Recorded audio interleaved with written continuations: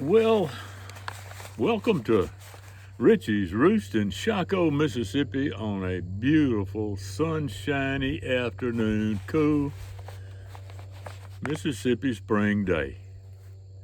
God, it has been a beautiful day all day today. I got a couple of things we're going to do a little differently today. It's all right with you. I had a little oral surgery this past week and just worked out really well. Everything is going just great, but it kind of knocked the schedule down just a little bit. So I thought I'd do a couple of things a little differently today. I have received we got an airplane up there doing a little practicing. And this is a really good day to do that because it is nice and cool. And he's up there doing some slow flying, I think. But it's nice and cool. This is the kind of day when you start to take off, you can be in the air in 100 yards. Nice and cool and clear. Well, we'll just wait a minute, see. Yeah, he's going away.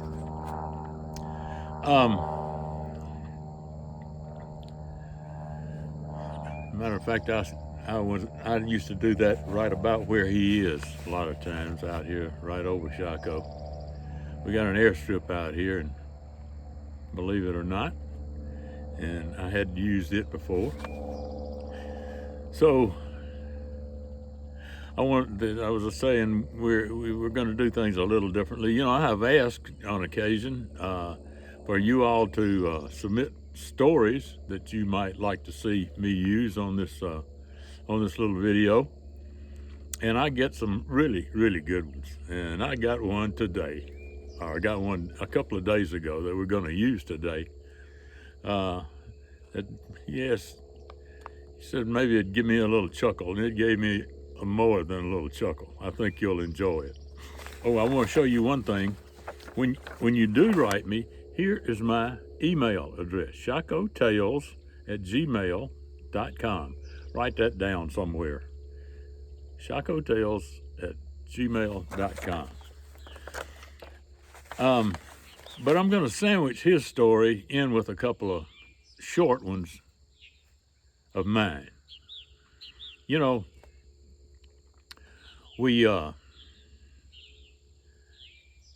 all had experiences. There's a whole bunch of martins. Boy, they're really coming into the house this afternoon. We got a lot of them this year. I love them. I love to hear them. Beautiful. Anyway, the best stories are the true ones. And I think the funniest ones, because a lot of these things you just can't make up. You couldn't think of. A couple of them I'm going to use, and I'll sandwich this one that he wrote me in between them. First one is when I had my software business years ago, there was an outfit in Jackson who was tied in with a pretty big outfit in California. And we had installed some software in this one in Jackson, and they wanted the big outfit in California to see it so that they might be able to use it in all of the rest of their operations scattered all over the country. Big deal. So we set up a meeting to have the executive vice president and the chief financial officer come from California to Jackson to come up and witness a demonstration of this software in the building in Jackson. I had brought in the representative from the home office in Denver of the software outfit, and we had everything set up, our computer and the terminals, so we could show this software off to the big boys. Everything was set. So we were ready to go on the 13th floor of this building in Jackson to give the software demonstration.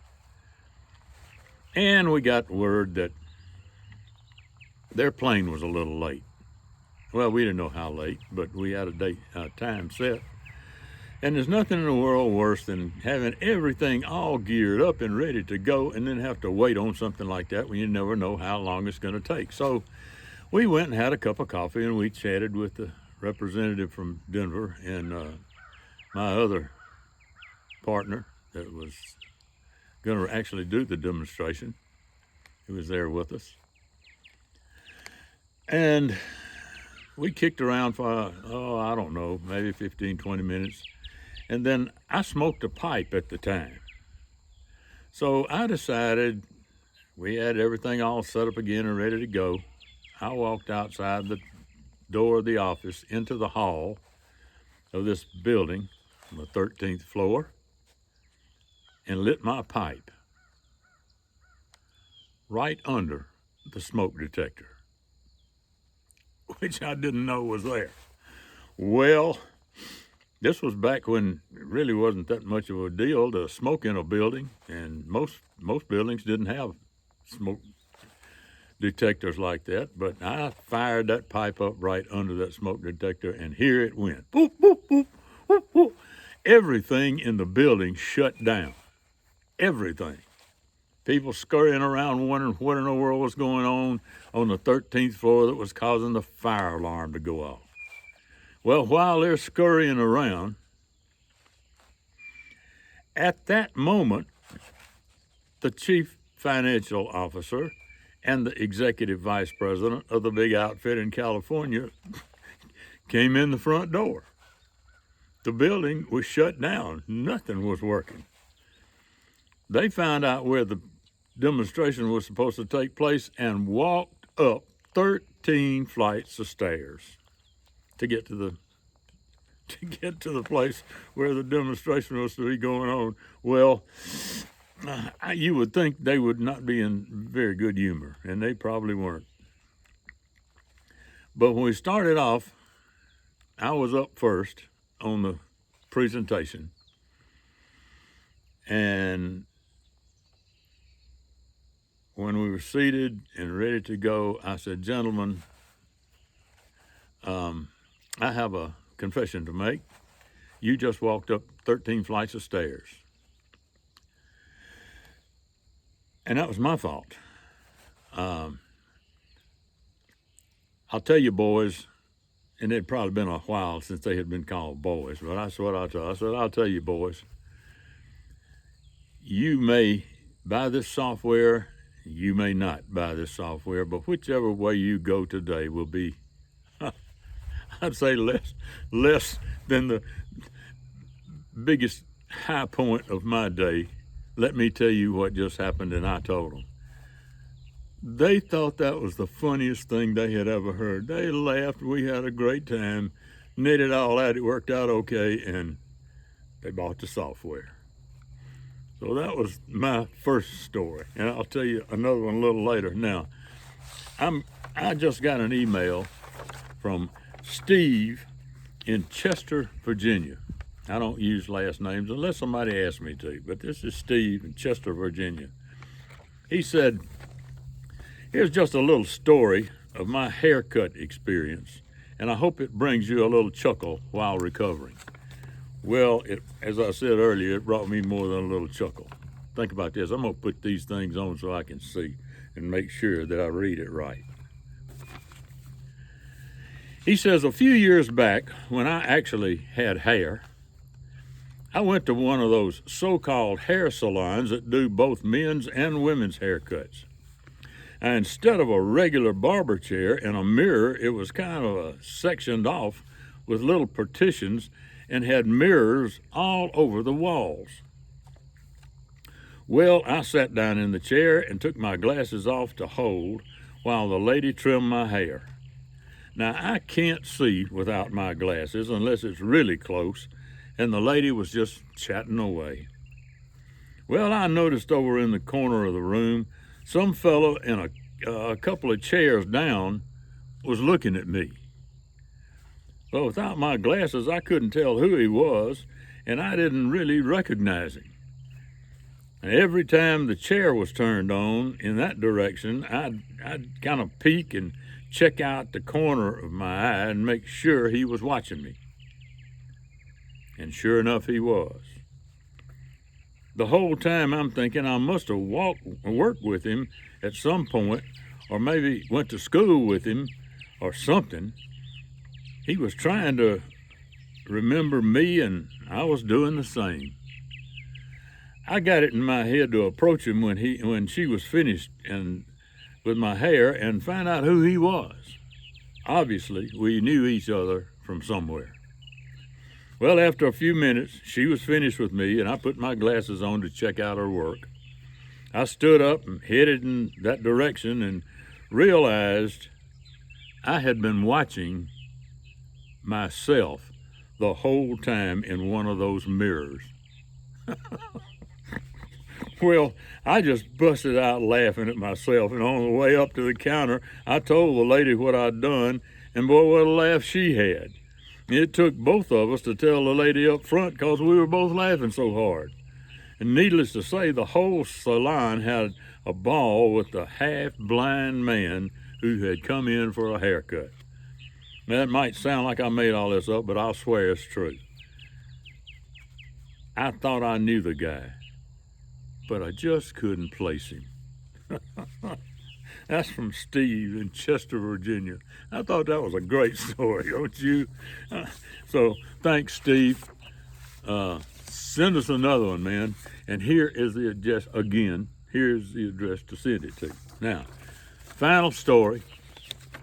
This one goes back to my IBM days. Now, when I was with IBM, back at the height of my career with them, I was heading up the marketing team to state and local government in Mississippi for IBM.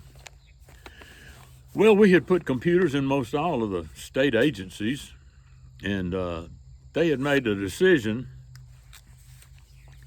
to consolidate all those systems into one big one. Well, and it was going to be a big one. And we were talking about probably about a $4 million deal, and that would, back in the 50s, 70s, 50 years ago, that was a lot of money. So we had some competition from another computer company, and it was going to be a pretty tight time. Well, I knew all of these folks because I'd worked with them for years, but we had a presentation to make in a big auditorium, and it was in an environment that I just wasn't really used to, making a presentation that big of gathering of my friends and customers. And they weren't really comfortable with hearing us do that either. We'd always work kind of one-on-one. But we had about 40 people lined up to hear our presentation on why they should buy our computer system at IBM. I don't remember whether the governor was there or not, but I know the lieutenant governor was, and the state auditor and the budget commissioner and lots of legislators and the head of the new Central Data Processing Authority and all of the data processing managers from a lot of different agencies in the state, about 40 folks. The branch manager at IBM got up and came. He had first place on the presentation schedule, and then my marketing manager, and then me. Well, the branch manager was a little stilted. Things didn't sound just right. The marketing manager stood up, and he went through what he hoped was a series of maybe mirthful things that weren't working out. Then it was my turn, and everything was just stilted. Now, those of you who have presented to different groups know you can tell when you've got an audience with you and when they're really not with you. And it was just really icy and tight, unusual. Didn't feel right.